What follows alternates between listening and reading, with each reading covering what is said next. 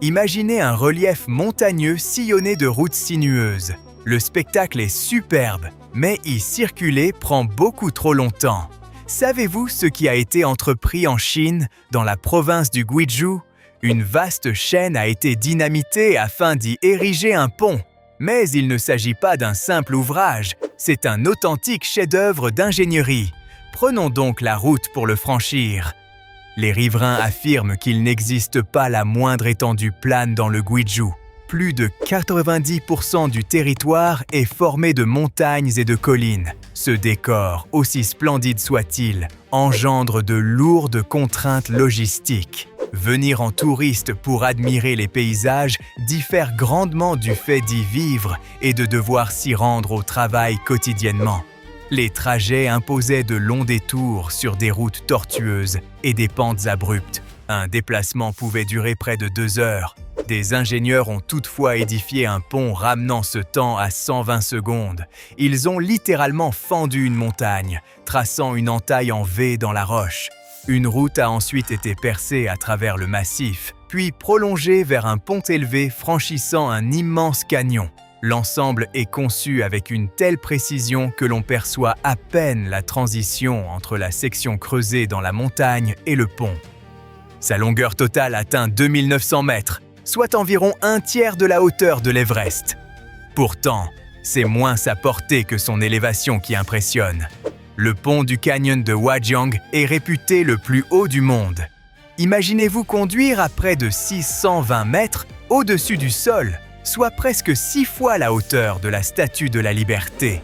Toutefois, ce n'est pas qu'une voie de circulation, c'est aussi un site touristique majeur. Que peut-on y faire?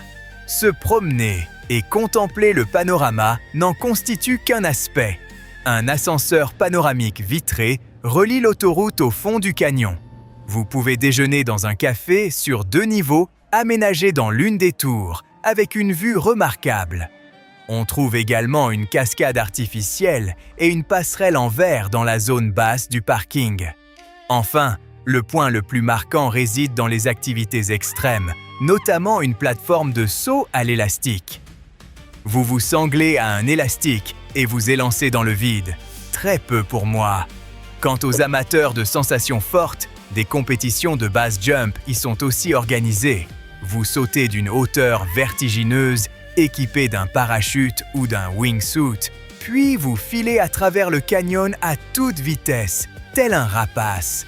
L'expérience paraît extraordinaire et vous envisagez sans doute déjà d'y prendre quelques photos. Mais une question demeure. Comment un tel ouvrage a-t-il été construit? Et surtout, est-il sûr? De prime abord, il évoque une fine bande métallique suspendue à une hauteur vertigineuse. L'ensemble repose sur des câbles d'acier et des panneaux totalisant près de 22 000 tonnes. En réalité, la quantité d'acier mobilisé dépasse de 3 fois celle utilisée pour ériger la tour Eiffel. Les câbles principaux sont solidement ancrés dans la roche, garantissant la stabilité de l'ouvrage. Et au moindre incident, les équipes en sont immédiatement informées. Des capteurs à fibre optique, intégrés au câble, mesurent en continu les variations de tension et de dilatation. Ainsi, le pont fait l'objet d'une surveillance permanente. Si des vents violents ou d'autres facteurs provoquent la moindre anomalie, les ingénieurs l'anticipent et interviennent sans délai. Mais l'aspect le plus remarquable réside dans la prise en compte, dès la conception, de toutes les zones de turbulence. Comment y sont-ils parvenus? Il existe un phénomène appelé effet Venturi. Lorsque le vent s'engouffre dans un passage étroit, tel un canyon ou un tunnel, sa vitesse augmente. Dans la province du Guizhou, ce phénomène est fréquent et les rafales dans le canyon de Huajiang peuvent atteindre des vitesses comparables à celles d'un TGV. Construire dans de telles conditions relevait donc du défi. Avant même le chantier, les ingénieurs ont conçu une maquette testée en soufflerie. À l'aide d'instruments spécialisés, ils ont analysé les flux d'air et établi une cartographie précise des vents, leur permettant d'anticiper toutes les turbulences. Forts de ces données, ils ont ensuite entrepris la construction réelle. Passons à présent à un autre pont remarquable de Chine, le pont du Sidoué, qui enjambe la rivière Sidou. Mis en service en 2009, il s'inscrit dans un vaste réseau autoroutier reliant l'ensemble du pays. Certes, il n'atteint ni la longueur ni la hauteur du pont de Huajiang, mais il demeure impressionnant. Sa structure repose sur 2 tours en forme de hache dressées de part et d'autre de la chaussée. À cause des câbles de suspension qui s'affaissent puis se redressent en son centre, l'ensemble peut sembler fragile. Pourtant, cette impression est trompeuse. Les ingénieurs l'ont conçu pour supporter une charge excédant 43 millions de tonnes, soit l'équivalent de 430 porte-avions. Vous pouvez donc l'emprunter en toute sécurité. Mais l'aspect le plus étonnant de ce pont réside dans sa construction. Pour déployer le premier câble pilote sur plus de 1500 mètres entre les 2 rives, les bâtisseurs ont eu recours à une fusée. À l'image de certaines scènes de films de cambriolage où un grappin est projeté d'un immeuble à un autre, les ouvriers ont appliqué un procédé comparable.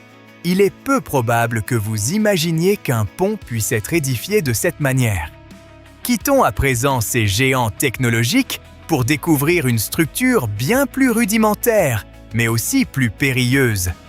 Songez aux récits et films mettant en scène Mowgli ou Tarzan, évoluant dans des jungles épaisses, se balançant de liane en liane. Cette expérience peut devenir réalité au Ghana, au cœur de la promenade de la canopée de Kakoum. Il s'agit d'un ensemble de ponts de cordes suspendus en pleine forêt tropicale. Conçu en 1995 par 2 ingénieurs canadiens et quelques locaux, cette attraction visait à attirer les visiteurs. À première vue, ces passerelles évoquent ces ponts de fortune faits de lianes et de bois que l'on voit dans les films d'aventure. Toutefois, elles sont renforcées par des câbles d'acier, de l'aluminium et des planches solides, et sécurisées par des filets destinés à prévenir toute chute. Heureusement, car ces ponts sont suspendus à plus de 40 mètres au-dessus du sol, pour une longueur totale d'environ 300 mètres. Vous pouvez ainsi éprouver, l'espace d'un instant, la sensation d'être Tarzan. En attendant, le passage d'El Caminito del Rey à Malaga, en Espagne, serpente entre 2 falaises abruptes. Large d'à peine 1 mètre, il est suspendu à environ 100 mètres au-dessus de la rivière.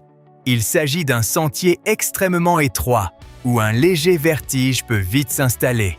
Rassurez-vous toutefois, des garde-corps élevés assurant la sécurité. À l'origine, cet aménagement permettait aux ouvriers de centrales hydroélectriques de franchir ce relief escarpé. Avec le temps, il est devenu un site emblématique de la région. Modeste par ses dimensions, mais d'un charme saisissant, il invite aussitôt à s'y aventurer. Pour ma part, je m'abstiendrai volontiers. Les hauteurs ne m'inspirent de guère. Nous avons débuté avec l'un des ponts les plus avancés sur le plan technologique. Achevons avec l'un des plus périlleux. Il porte le nom de pont suspendu de Husseini et se situe dans la région du Gilgit-Baltistan, au nord du Pakistan.